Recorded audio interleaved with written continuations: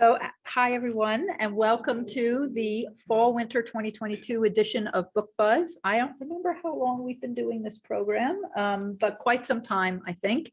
But this is the very first time we've done it in the library, and thank you for not minding the absence of booze. There was some discussion about tailgating in the parking lot ahead of time, but that was nixed by the establishment. So we had some fun with the mocktails and a very good time at Costco on Friday, and I did some baking over the weekend. So I think we replicated, for people who've been to this event at the Wallingford Victorian Inn or at the Library Wine Bar, I think we replicated more or less what we used to have there, other than the booze. And thank you all for coming. I want to start by reading you this quote from Goodreads when it revealed its most anticipated books of 2022. This was its introduction.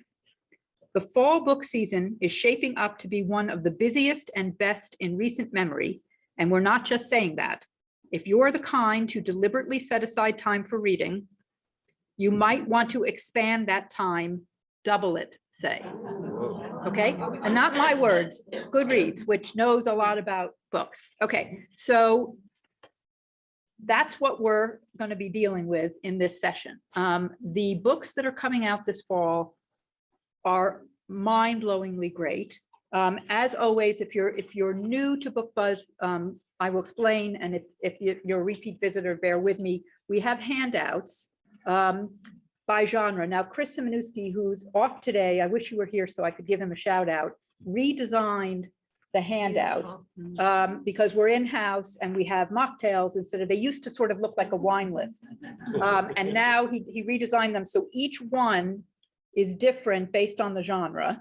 And he redid everything. But there are 60 books in each handout, and they are by genre: literary fiction, popular fiction, mysteries and thrillers.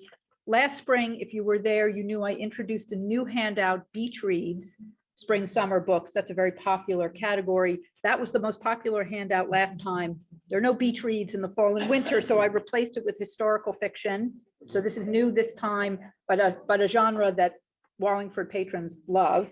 Other fiction, which is the catch-all, then essays and short stories, biographies and memoirs, and there are some doozies in here.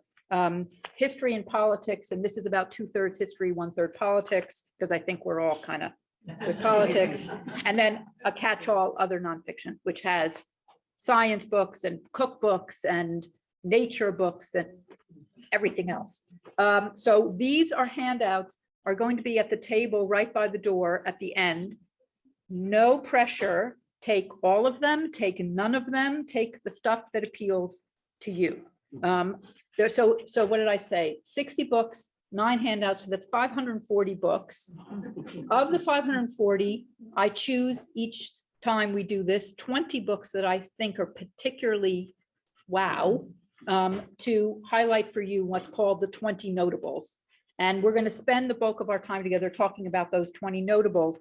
But when I was starting, so what I do is I have sort of my master list by genre, and I cull it down to 60 per, and then I do the handouts, and only then do I think about which 20 books we should talk about. This time, as I was culling down to 60 per genre, I was like, there are a lot of notables. I think I could probably just put this list together right now because it seems so obvious what the notables are. So I took a pen and paper and I wrote down all the books that I thought were notables, and there were 37 on the list. And that's never happened before.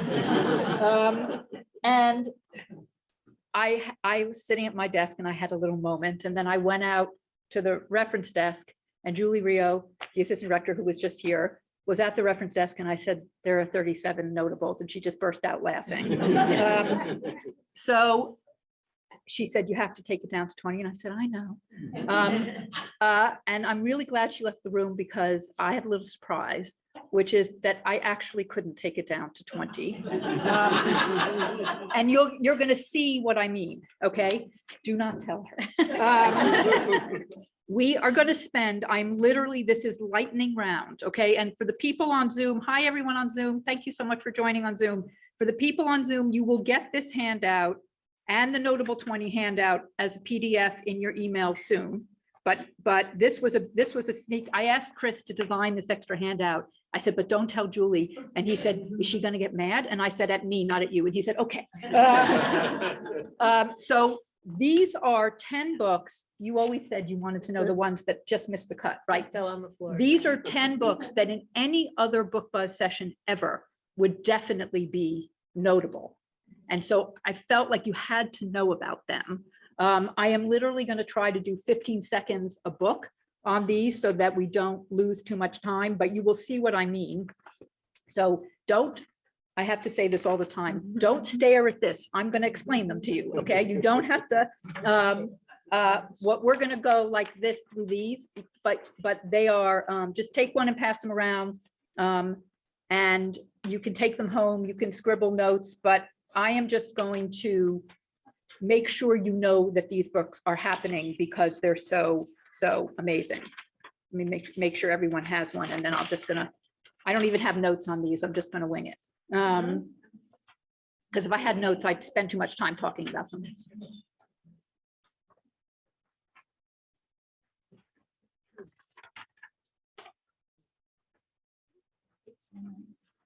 I know isn't great.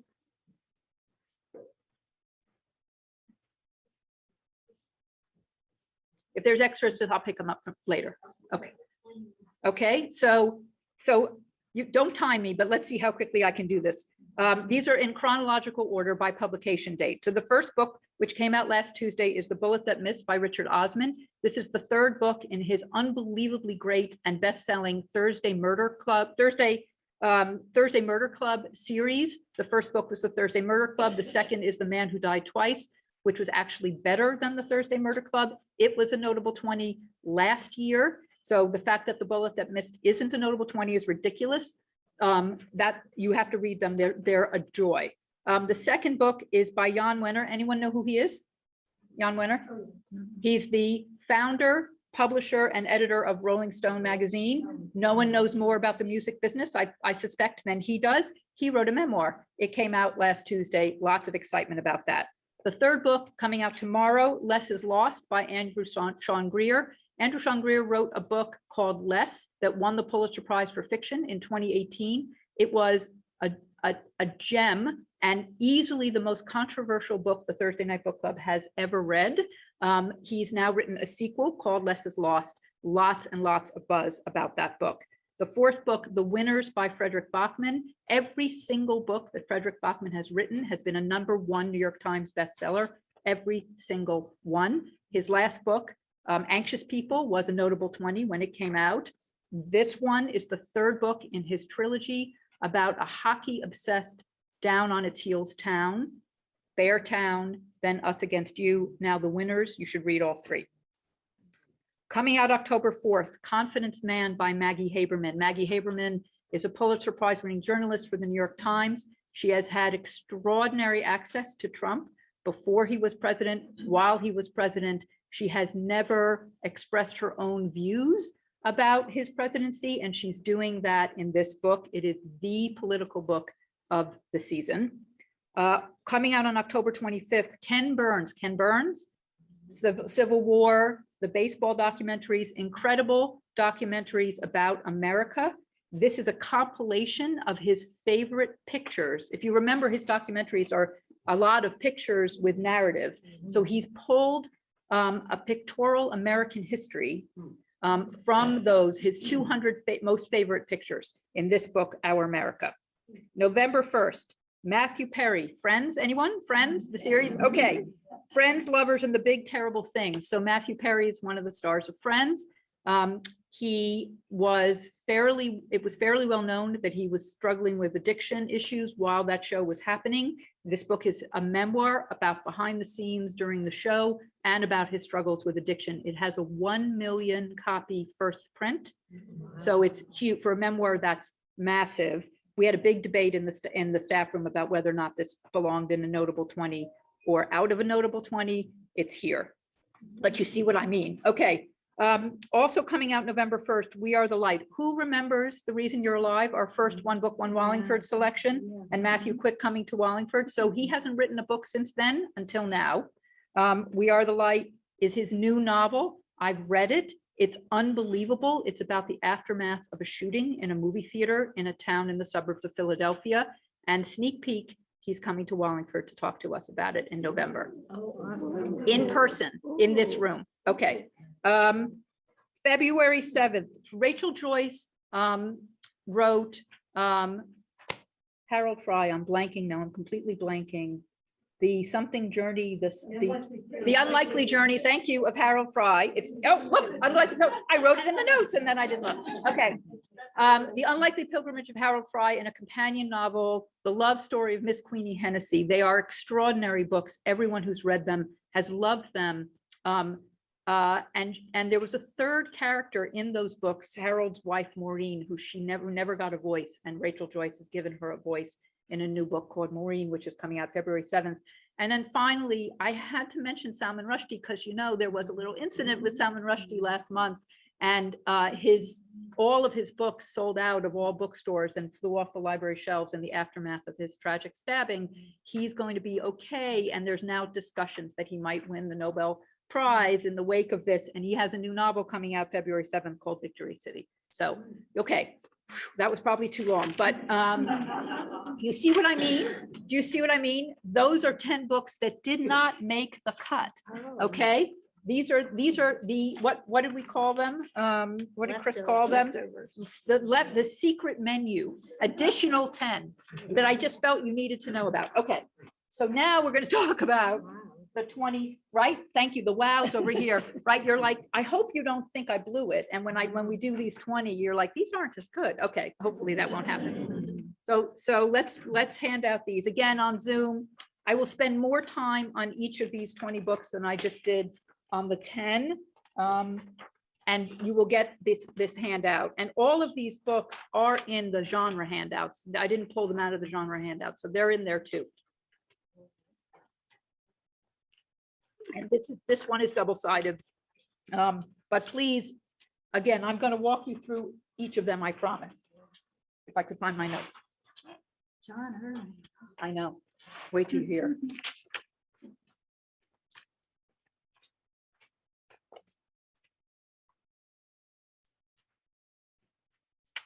Very quiet in here. I should say you guys should interrupt me if you have a question about a book, or if you want to make an observation about what you're noticing in what's coming out.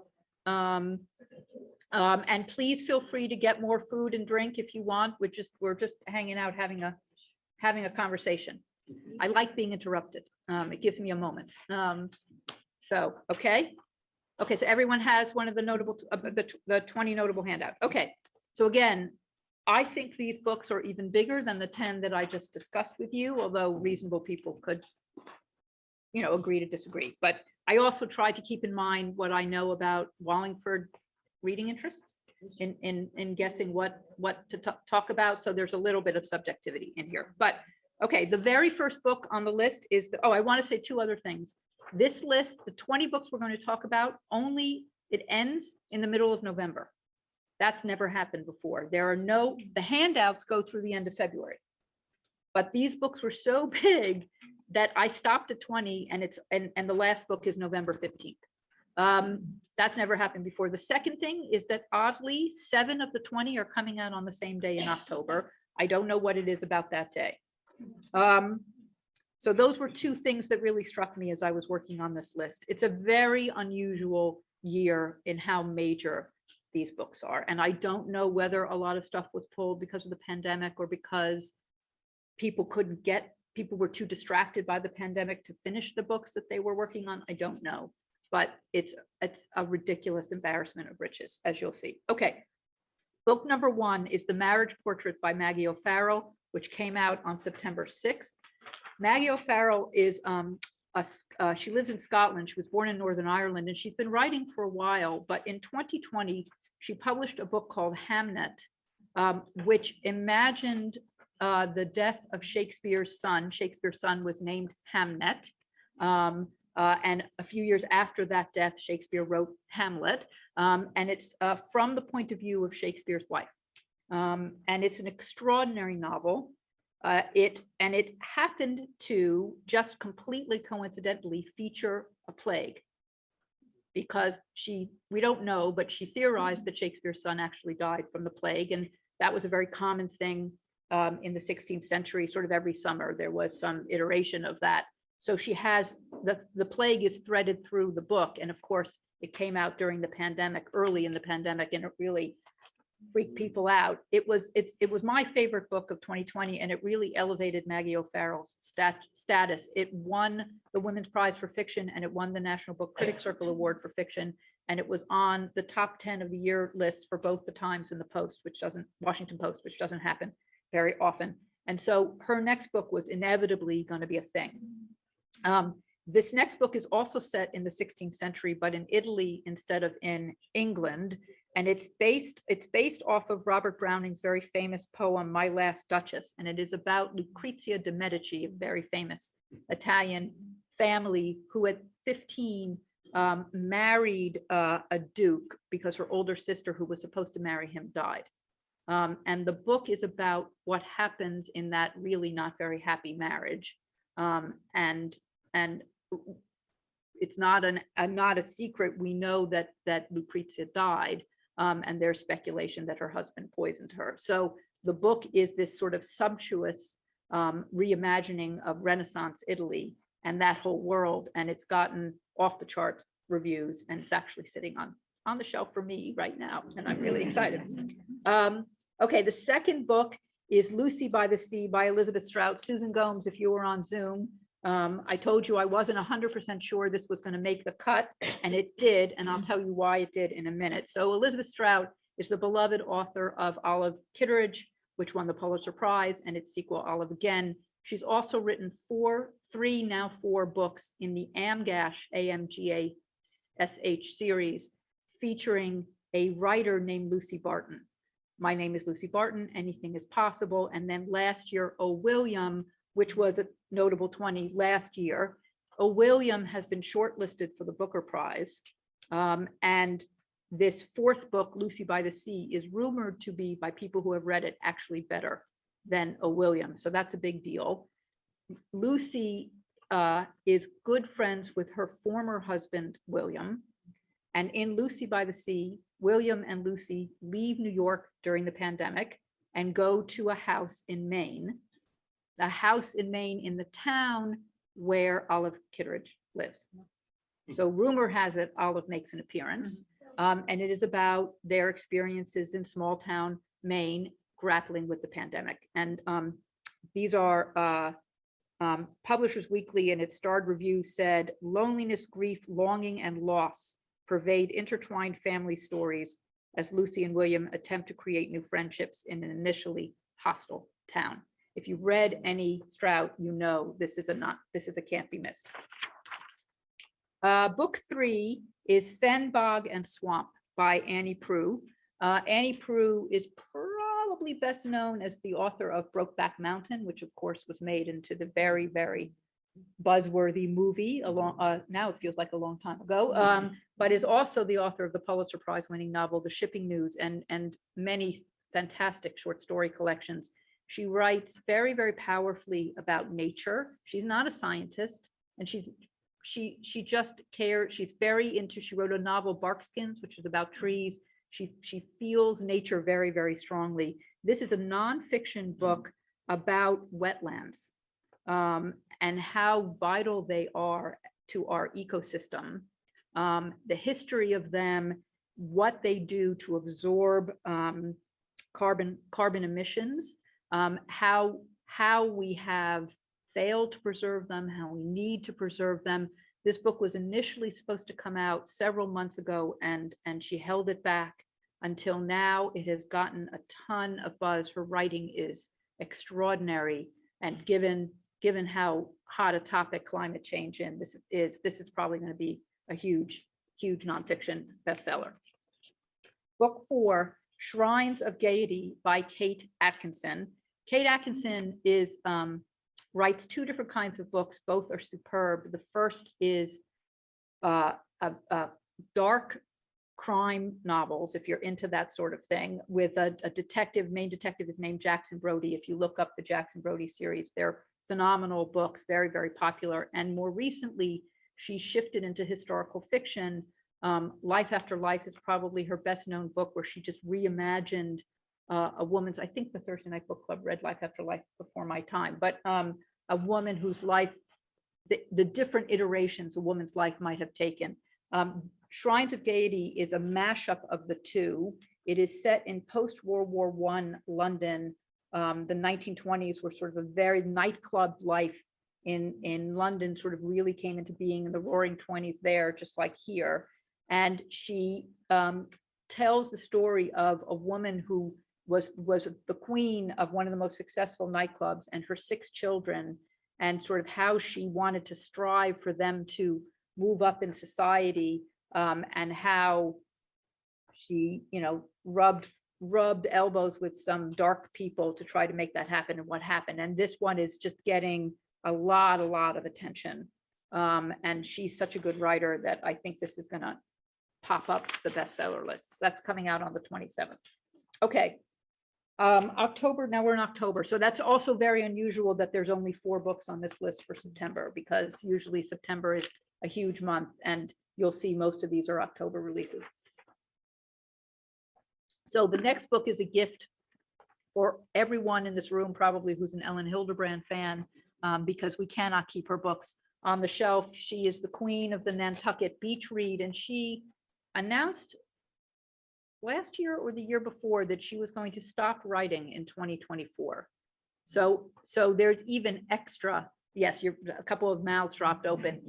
Everyone waits for the new Ellen Hilderbrand book. We always buy several copies of it, and there's still a sort of 100+ hold list on them. So I think this book, Endless Summer, which is coming out October 4th, is a gift for her fans. It is a collection of sequels, prequels, and missing chapters from her books. So it's a little bit extra in each of her books, a little gift, I think, to her fans. And she's written a little behind the scenes introduction to each story to explain why she decided to give this character some extra story, or move this story out a little further.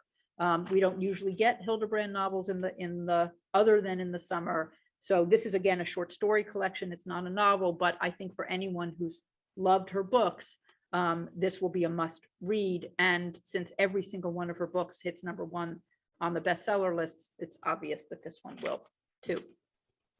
Okay, the next book, yeah, I don't even know that it's necessary to go into too much. So Celeste Ng, in case you've been missing this, she's the phenom, the current phenom of her generation of writers of literary fiction. She debuted with Everything I Never Told You, which was a massive success. She followed that up. Usually the sophomore novel is not as good. She followed it up with Little Fires Everywhere, which was an even massiver success, and became a TV series, I think, either an actual TV series or a mini series or something that was huge. She is it. I mean, I don't think she's very old. I want to say she's probably in her upper 30s, low 40s. And this is only her 3rd novel, and the buzz on it is off the charts because of what she's done before. But here's the plot. Now listen to the plot. It is set in the near future. It imagines a post-recession America that has gone a bit authoritarian. The new administration has passed this Preserving American Traditions and Cultures Act. And among the things that are allowed under that act is that any books that are viewed as unpatriotic can be removed from library and bookstore shelves. And any children of dissidents can be removed as well and replaced, rehomed. So our main character is a 12-year-old boy named Bird. whose father is white and whose mother is Chinese American. The father used to be a linguist and is now a librarian at Harvard University. And the mother, who was a Chinese American poet, disappeared 3 years ago. And when the novel opens, Bird receives a mysterious letter that he is sure is from her and goes on a search for her. I can tell you that this book, no one can get their hands on an advanced reader copy of it. I wish I could have, but word is that it just picks up on her successes of her other 2 books and takes it up a level. So this is going to be a doozy. Okay. Leonard Cohen. Leonard Cohen is sadly no longer alive, but apparently he had some writing in a drawer somewhere. I love when that happens. And apparently, I also didn't know this, before he became the songwriting phenom that he became, he wanted to be a writer. And I guess if you think about his song lyrics, you can see how they're literary in many ways, or certainly poems. So he wrote these stories, a radio play and a novel, a short novel, in the late 50s and early 60s. And they must have been sitting in a drawer. I don't know. I'm sure he left them to his estate executor or what have you, and they're being published in one volume called A Ballet of Lepers, which is the name of the novel. And people are saying that these are mind-blowingly good, and show you the brain that became this incredible songwriter. So everyone is super jazzed about this one. Is Leonard Cohen. I mean, anyway, okay. Here's the beginning of the string of incredible books coming out on October 18th. This is the first one, and There Was Light by John Meacham. John Meacham is becoming the American historian. He's a very approachable writer of American history. He's a professor at Vanderbilt University. He's a very charming guy. He has written biographies of Jefferson, Andrew Jackson, and George H.W. Bush. He actually spoke very movingly at President Bush's funeral. He's also written about faith, which is very important to him. He wrote a book called The Soul of America, about other times in American history where we've been at loggerheads or at a crossroads, and how we've come out of it to try to sort of make everyone feel like things aren't so bad. And There Was Light is a new biography of Abraham Lincoln that is 700 pages of incredibly accessible, deep diving prose. And this country will probably never lose its fascination for Lincoln. And he goes from his birth on the Kentucky frontier in the early 1800s to the evolution of his thinking about slavery, the evolution of his thinking about faith, his bouts with depression, the losses he suffered in his life, and how he came to the positions he took during the Civil War and his actions there, and of course, ending in his assassination. This is showing up on a lot of lists. People are saying that this is sort of the biography of Lincoln, and we don't lack for them, but this is apparently a doozy, and probably exceptionally well timed, I'm thinking. The next book coming out on October 18th is Demon Copperhead by Barbara Kingsolver. Barbara Kingsolver is another award-winning, I mean, you're just seeing these books by award-winning author after award-winning author. She writes incredibly movingly about America and struggles in America and climate issues. And in her novels, she writes big, compelling, epic novels. And Demon Copperhead, can anyone want to take a guess at what Demon Copperhead is a modern take of from the title? If you're just peeking at the notes, then you'll know. David Copperfield. So, David Copperfield is a book, an autobiographical book about a young boy who starts in significant poverty in 1850s England and sort of pulls himself up.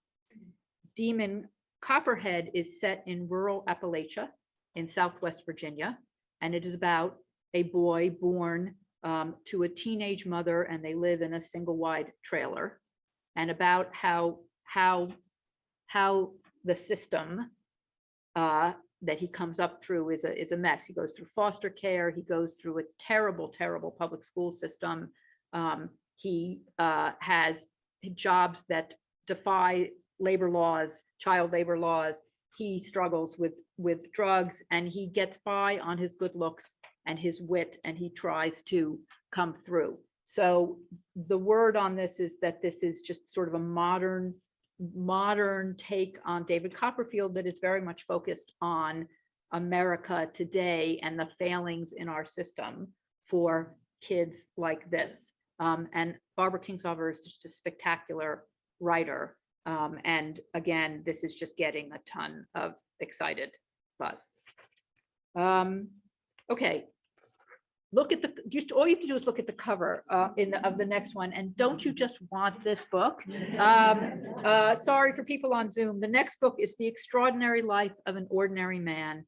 And it is a posthumous memoir by Paul Newman. Now, here's the story, okay? In 1986, he and one of his closest friends decided to compile an oral history of Paul Newman's life.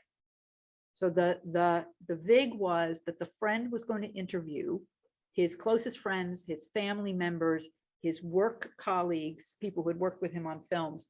And the only stipulation was that everyone had to be scrupulously honest. And these were recorded. This was before, right? These were 1986, we didn't have fancy stuff. And that then Newman was going to respond to what he heard from these oral interviews. And so that oral history exists.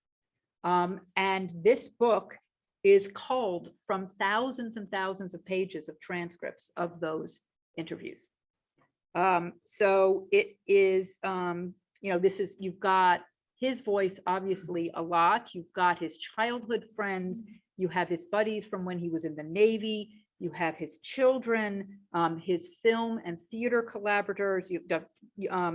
And he talks very honestly about his childhood, about his failures when he was starting to make it in acting, and his rivals and at that time. James Dean was one of his big rivals at the time. The importance of his marriage and his relationship with his wife, which it's a story. Joanne Woodward, that's a storied marriage. So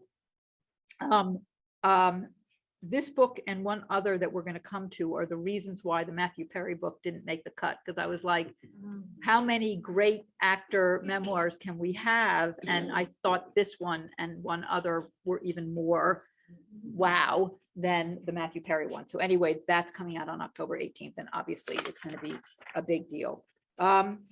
So, okay, the next book. Does anyone in this room use TikTok? No, right? I don't use TikTok. I don't even really understand what TikTok is, even though my children have tried to explain it to me several times. But what my sense of it is, you've heard the name TikTok, right? My understanding is that it's sort of like, it's little short videos that either make fun of something or riff on something or talk about something, and they're the next new thing. Maybe they're already passé, I don't know. But there's a subset of TikTok called Book Talk, which is devoted to doing a little TikTok video about books. And I'm like, okay, whatever, but apparently it's very powerful. Like, how, remember Oprah used to be, I don't want to say she isn't anymore, but when she announces a book club book, it isn't quite the thing that it used to be. It used to be if she announced a book, it was an immediate bestseller, right? That's sort of what Book Talk is able to make happen. And earlier this year, some Book Talk influencer, I want to try to use the right words, did a riff on a book by Colleen Hoover called It Ends With Us. Okay. Colleen Hoover is not a new name. Colleen Hoover has been writing novels for years and years and years. She started out in YA and she switched over to adult, and they're mostly sort of, rom-com kind of nice novels. When this book talk person talked about It Ends With Us, the book became like an Oprah Winfrey. I can't even explain it to you better than this because I don't understand. But everyone all of a sudden wanted to read It Ends With Us. And then they all of a sudden wanted to read every other book that Colleen Hoover had ever written. Okay, I don't understand this, but I'm telling you it's true. A couple of weeks ago, someone came to the desk and said, I would like you to put on hold for me every single Colleen Hoover book. And there wasn't a single copy available in any library. They were all checked out. Whoa. Publishers Weekly said a couple of months ago that she is going to be the #1 best-selling author of 2022. Okay, I can't explain this to you any better than that. But on October 18th, she's coming out with a sequel to It Ends With Us called It Starts With Us. And there's every reason to think it's going to be a very popular book, right? Based on what I just said. I don't think people know so much what it's about, other than that, if you haven't read It Starts With Us, it's about a couple where the wife was really in love with someone else and the marriage doesn't last, and they're sort of, and they've sort of worked out how they're going to separate, and they have children and how they're going to co-parent. And so the person she's really in love with, they're now going to get a chance. That's all I know. I confess I have not read It Ends With Us because I don't know. I can't get a copy because they're so popular. But this is going to be obviously a very big book coming out October 18th. Okay, the next book, Jane was flipping through the list, and when she saw this book, she said, "Oh, John Irving," which is how I feel also. It's been 7 years since there was a novel by John Irving. And he has said that The Last Chairlift, which is coming out on October 18th, is his last novel. But no fear, it's 912 pages long. So you can enjoy him for a really long time. I will tell you that this one sounds like it picks up. I mean, I'm a huge John Irving fan. I recently reread A Prayer for Owen Meany, and it was even better the second time around. His novels age magnificently. He's of course the author of The World According to Garp and The Cider House Rules and A Prayer for Owen Meany. The book club read A Widow for 1 Year, which was a fascinating read. And this new book starts in 1941 in Aspen. A woman is a ski instructor, and she gets pregnant 1941, and she moves, as usual with Irving, missing father, moves to New England, where she raises her son. And with a cast of characters, sort of quirky characters who help her in this New England town raise him. And in the present, he has gone back to Aspen to try to understand his mother and to look for his father. And that's classic. There's classic John Irving tropes there. I think that if you're a fan, this is going to be right up your alley. And if you're not, you're not, but you're missing something. So yes, everyone is super excited that there's a new John Irving novel coming out October 18th.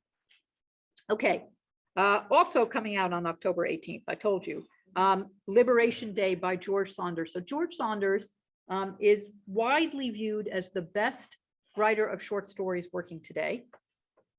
He's a professor at Syracuse University's MFA program, but he has written, so he's written several short story collections, and then 7 years or so ago, he decided to take a stab at a novel, and that novel, Lincoln in the Bardo, won the Booker Prize. So he took time off for short stories to write a Booker Prize winning novel, and then he wrote an extraordinary nonfiction book called A Swim in the Pond in the Rain about the classic Russian short stories and how and why they are so good and how you should read them, which sounds like a really heavy book, but it jumped off the shelves because he's so good. So Liberation Day is his first collection of short stories since all of that. So it's been quite some time since he's written one, and everyone is unbelievably excited about this just because he is viewed as the best short story writer working today. There isn't too much more to say about that because, you know, short stories are about, I don't have a plot for you, but everyone is super excited. Okay, yet again on October 18th, this is the other celeb memoir that made me boot Matthew Perry to the also ran list. Alan Rickman, again, look at that picture. Sorry, people on Zoom, look at the cover, look at that picture. I just want to go about that. I'm sorry. He is,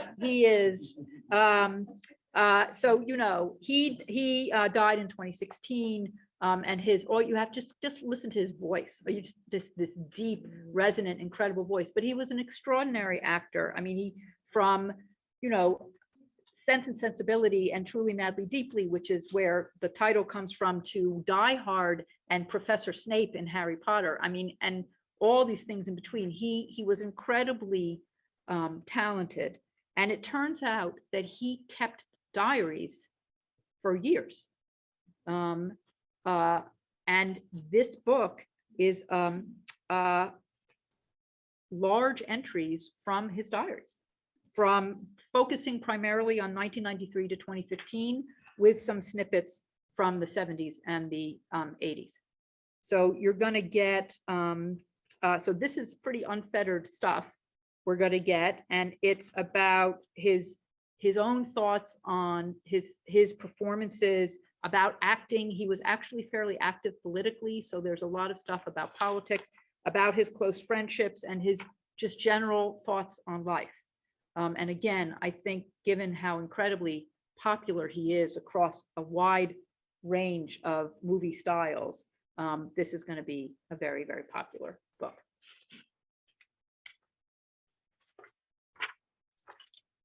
Okay, this one is a cheat because it's really 2 in 1.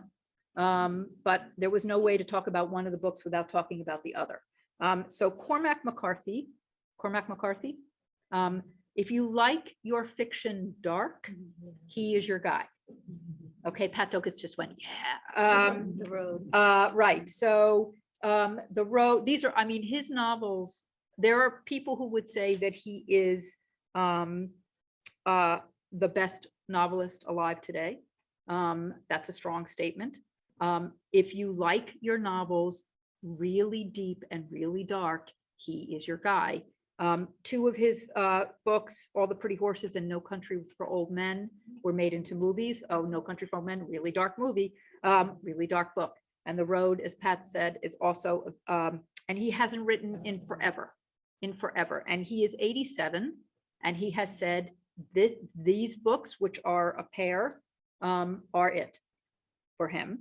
The Passenger is coming out on October 25th, and Stella Maris is coming out on December 6th. So I lied a little bit when I said we finished in November. They are, they're very, very different. The Passenger is a sprawling saga, and Stella Maris is actually a dialogue of medical notes, but they need to be read together because they're about a brother in The Passenger and a sister in Stella Maris, about their love for each other and about their very, very troubled relationship with their father, who's a physicist who worked on the atomic bomb.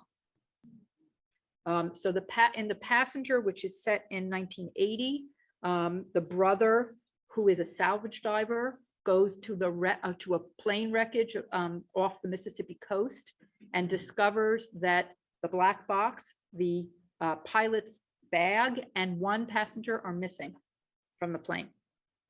And he gets very embroiled in whatever people don't want people to know about what was on that plane.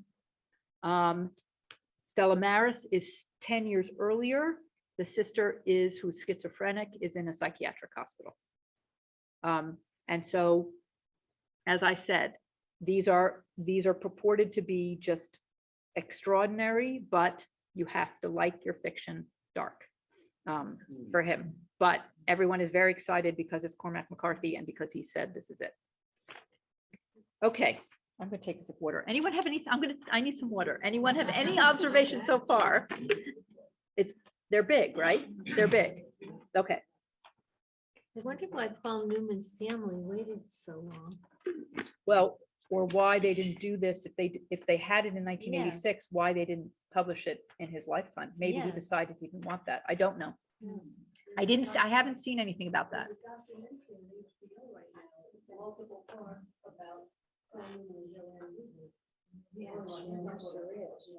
But it's based on interviews that he did, and then he burned the tapes, but they never. They have the transcripts. They have the transcripts. Oh, So it may be that his family decided that this was okay to do, but he didn't want it. I'm sure he didn't want it in his lifetime. yeah, enough time to do that. Could be. Could be. Yeah. In the newspaper, Sunday's newspaper, with him on the cover. Yeah, and talked about. Yeah. So there you go. Parade magazine. Yeah. So He's still a hit. he's still in. He is, one blurb said, if there is an icon, he is it. And of course, he's in Connecticut, he's extra. So, okay, thank you for that break. The next book is The Song of the Cell by Siddhartha Mukherjee. This is coming out October 25th. So Siddhartha Mukherjee is a physician, a cancer physician and researcher, and he wrote a book several years ago called The Emperor of All Maladies, which is the book about cancer. I mean, and it's an extraordinary read. If you want to understand cancer, which, I mean, I think we all are touched by that disease, and it goes through the historical sort of what cancer has grown over time, and the early cases of cancer, and what we're doing on cancer research and cancer treatment now. He followed that up with the gene, which again sort of takes the gene, which is really an important part of who we are and our makeup, and sort of takes that apart and gives us a current scientific understanding of the gene. This one is obviously about the cell, and this starts from the discovery of the existence of the cell in the 1600s through the technology that we're living with today for manipulating cells to help heal so this sort of the three books together really form a picture of current technology and the way science is trying to combat the diseases that we haven't been able to fight up until now. And because his books, the two earlier books, were just so amazing and won all kinds of awards, everyone is really paying a lot of attention to this one and think it's going to be yet another one that really advances our understanding of the state of play scientifically. Okay. Quentin Tarantino, another, like, look at the names I keep throwing out at you. So Quentin Tarantino wrote a book. You know, obviously one of the best film directors working today, but he's not just a film director, and I'm sure this is true of all the great film directors. He's an extraordinary lover of movies. He's passionate about movies. And he always said that he was going to write a book about movies, and he finally has, and that's Cinema Speculation, which is coming out November 1st. And it focuses on movies of the 1970s, which were the movies that he came of age with. So it's film criticism, it's film theory, it's reporting, and a personal history of just sort of love of movies and what they could do. And of course, it's Quentin Tarantino, so I think this is going to be a big deal. Okay. Yet another name, Bob Dylan is next. The Philosophy of Modern Song by Bob Dylan, which is coming out November 8th. So this is his first book since 2004, Chronicles, Volume 1. And also, I might add, since he won the Nobel Prize for Literature in 2016. This is an essay collection about offering his insights into the nature of popular music. Think about what Bob Dylan might have to say. If you are a fan of music, and I mean popular music, I don't mean just today's popular music. He goes back to the beginning of the concept of popular music and goes all the way through. So he analyzes. I mean, I think you probably have to be into music a little bit to be interested in this book, but he takes apart the way one change in a lyric or one change in a musical note can really affect a song. He talks about influences on popular music from bluegrass to heavy metal, and they're because it's Bob Dylan, in addition to being about music, they're his reflections on life and the human condition. And you know, it's Bob Dylan, so I think this is going to be a thing. And that's coming out November 8th. Okay, so the next book, every single time I do this, there is a book that I don't expect to be on this list that shows up on every single most anticipated list, and then I can't ignore it anymore.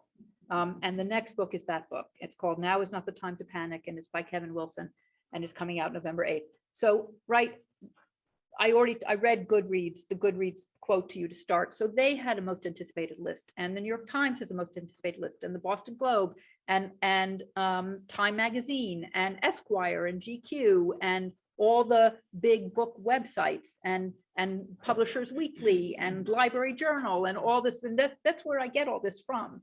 You know, I go to a lot of publishers throw webinars for us to talk about the books they're pushing, and that's very great, and I use that for the handouts, but I don't take their word for that something is buzzing, because they're just trying to sell books, right? But when a trusted book advisor or somebody like the New York Times or Time Magazine says these are the books, then I pay attention. And Now Is Not the Time to Panic. Is just showed up on every list, and I was like, really? Okay. Now, having said that, I love Kevin Wilson, and he is an author who has just kept getting better with each book he's written, which is wonderful to see. His first novel is called The Family Fang, and that was made into a movie. His last novel, which actually was one of my favorite books of 2019, was called Nothing to See Here, and that's being made into a movie. And he's just, you know, he's just growing as a writer as he grows. He writes somewhat quirky, offbeat novels that are have a little bit of magical realism in them, but are also very grounded in the here and now. This book is set mostly in the 1990s in rural Tennessee, where he's from, and is about two 16-year-olds who don't fit in rural Tennessee at all, who find each other that summer as friends, and maybe more than friends, and create art together. One wants to be a writer, the other wants to be a graphic artist, and she comes up with a nonsensical, pithy saying, and he designs a poster around it, and they go and put the poster up all over town, and it blows up on them. I mean, we didn't have this concept in the 1990s, but it takes on a life of its own.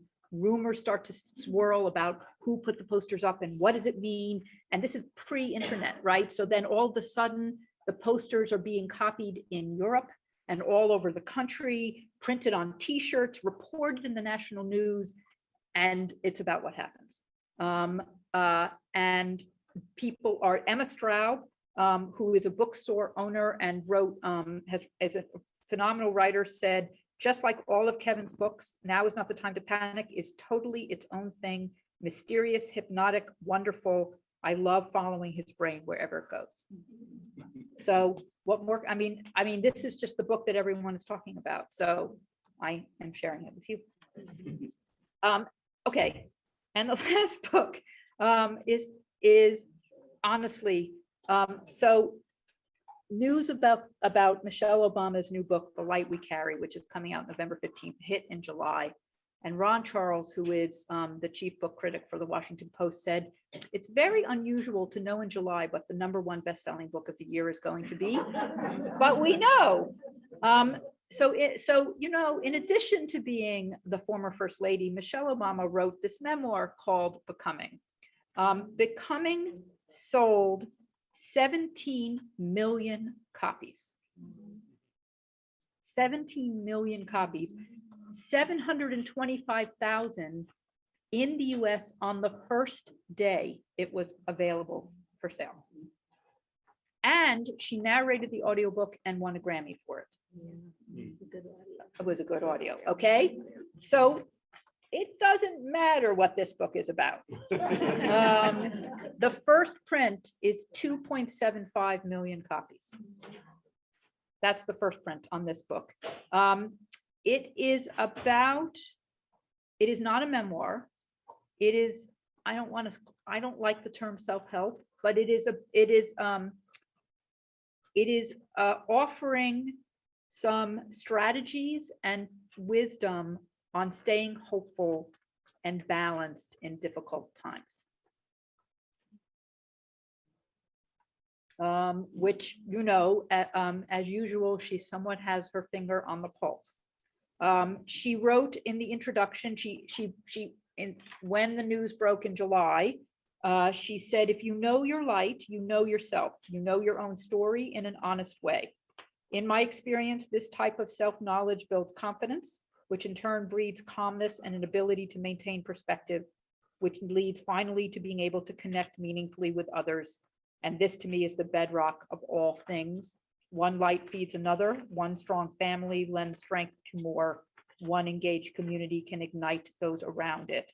This is the power of the light we carry. So it's about overcoming our fears, channeling our frustrations into positive things, and dealing with high anxiety and stress, as I said, on the pulse. So that is coming out on November 15th, and it will be a blockbuster. And those are your 20 notables for the fall of 2022.